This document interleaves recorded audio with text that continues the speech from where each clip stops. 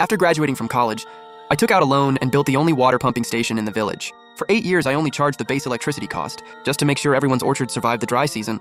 Then my greedy uncle and some agricultural company reported me, accusing me of stealing electricity and wasting water. They forced me out of management, so I signed a liability waiver, stripped out the core motor that belonged to me, and went out to build a fully automated eco-farm on the outskirts of the city.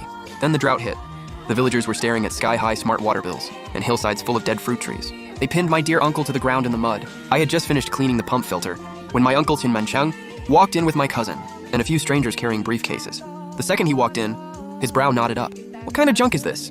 So loud. Qin Yan, how old is this pump anyway? Terribly inefficient. The flow is pathetic, like a kid taking a leak. Are you deliberately throttling everyone's water? Auntie Wang had just arrived with empty buckets to queue up. Hearing that, she set her shoulder pole down. Our village sits on high ground. The fact this pump can push water up here at all is no small feat. 8 years now. I only ever charge the bare minimum for electricity. Bear with it. I'm opening the valve now. Give me a break. You say you only charge for electricity. Then why did my family pay $60 last month? You gonna tell me you weren't cooking the books? Secretly selling water to the next village over. Your orchard is at the highest point on the mountain. Pumping water up there takes a lot more electricity. That's just physics. The ledger is posted right there on the wall. Look for yourself. I can't make sense of your fake numbers. All I know is you've been pocketing everyone's money. Everyone, hear me out. This is Manager Wang from Luyuan Agriculture in the city. He says, if you hand this station over to their company to manage, they'll immediately upgrade everyone to free smart irrigation. The old folks hauling water nearby all crowded in when they heard that. Manager Wang cleared his throat. Friends and neighbors, modern agriculture is all about precision drip irrigation. This outdated equipment should have been replaced a long time ago. Hand it over to us and we'll replace everything, free of charge. You'll be able to water your fields right from your phone. Auntie Wang, who'd been smiling warmly at me just moments ago, heard the words free upgrade, and her eyes shifted away. The other villagers started murmuring among themselves. Free upgrade? That's amazing, right? Qin Yan, this pump really is getting old. Sometimes it cuts out completely, Menchang. He's been out in the world. He must be doing this for the whole village's good. He wouldn't screw us over. I looked at all those familiar faces. People I'd gone out in the pouring rain at midnight to fix lines for. People whose fruit trees I'd saved. I watched their expressions shift from hesitation to anticipation, and the looks they gave me now carried a hint of suspicion and contempt. The hand gripping my wrench slowly went cold. The next morning before dawn, I wasn't even out of bed when the village loudspeaker crackled to life. My uncle, Qin Mancheng, was on the broadcast solemnly calling the whole village to a meeting at the community center. The agenda, a vote to remove me, and welcome modernization. By the time I got there, the courtyard was already packed. My uncle stood on the steps, a stack of printed documents in hand. Neighbors, water is the lifeblood of this village. We can't let Qin Yan keep a stranglehold on it and bleed us dry. The village chief walked over, hands behind his back. Qin Yan, you can see how everyone feels. With this agricultural modernization push, you've got to think about the bigger picture. And your uncle said, if you don't hand over the keys, Luyuan won't come in. They're worried you'll sabotage the deal. Chief, these past 8 years, whenever equipment broke, I bought the parts out of my own pocket. When pipes burst, I jumped into freezing water in the dead of winter to fix them. I never took a single cent in subsidies from this village, and now you're pushing me out. Sigh. Times change. They've got a big company's technology behind them. Why are you fighting it on your own? It'll be fine. Don't be so stubborn about it. I looked out at the hundreds of people in that courtyard. Not one person stood up to say a word for me. Even Auntie Wang, who'd been praising my hard work on the pump just yesterday, turned her head away. I was done with this place. I pulled out a document I'd written overnight, a voluntary liability waiver and asset division agreement, and slapped it on the chief's table. Fine, keys, you can have them.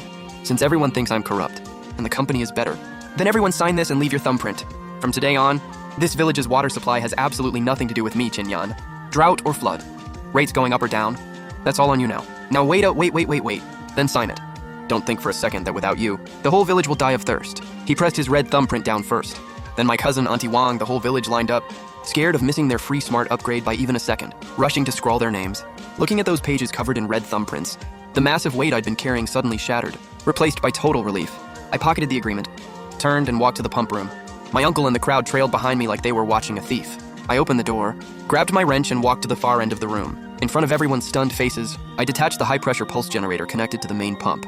That was the only component in this old system that could push water all the way up to the back mountain. I'd paid serious money for it years ago through personal connections.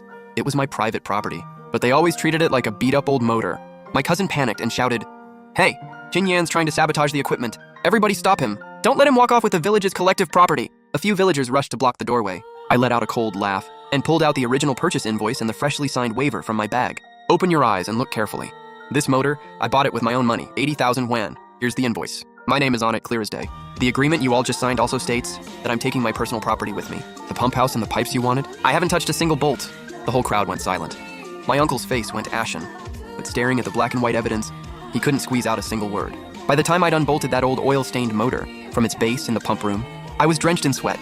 It looked beat up on the outside, chipped paint, dents everywhere. But anyone who knew their stuff could tell. This was an early-era pure copper wound industrial-grade high-horsepower motor, years ago, just to get water pumped up from the valley, to the highest orchard in the whole village. I scoured used equipment markets across 3 cities, and dropped a full 80,000 yuan to bring it home. These past 8 years, no matter how unstable the voltage got, no matter how long the pump ran, this old workhorse never once let me down. The motor weighed over 200 pounds. I couldn't lift it alone. Had to slide it onto a wooden board and inch it into the truck bed. The rough rope bit into my palms. Sweat dripped into my eyes. Burning like hell, I instinctively glanced up toward the doorway. Out in the open area in front of the pump room, dozens of people had gathered.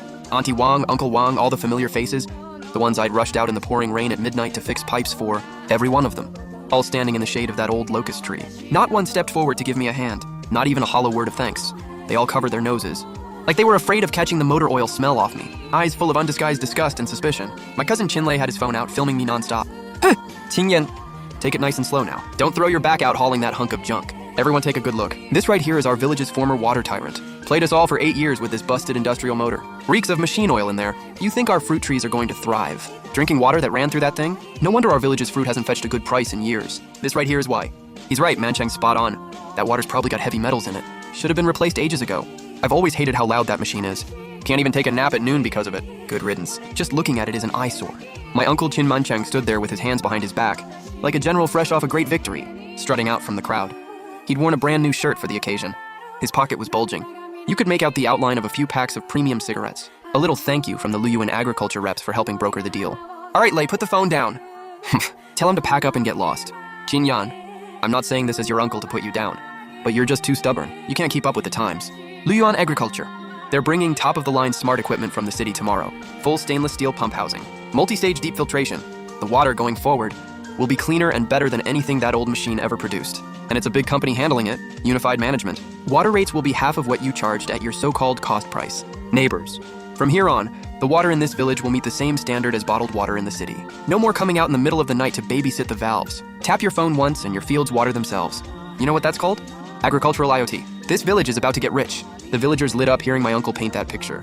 Grins from ear to ear. Eyes already seeing autumn fruit trees loaded with gold. One young guy spit on the ground in front of my truck tires with open impatience, telling me to hurry up and move it. Before the company's equipment trucks needed to get through, I brushed the rust off my hands and looked at these people who thought they were so clever. My heart went completely cold. The liability waiver is in black and white sitting at the village office. Whether you all get rich or not has absolutely nothing to do with me, Qin Yan. I dropped those words like ice and pulled open the truck door, floored the gas, and left my uncle and the whole village's laughter in the dust.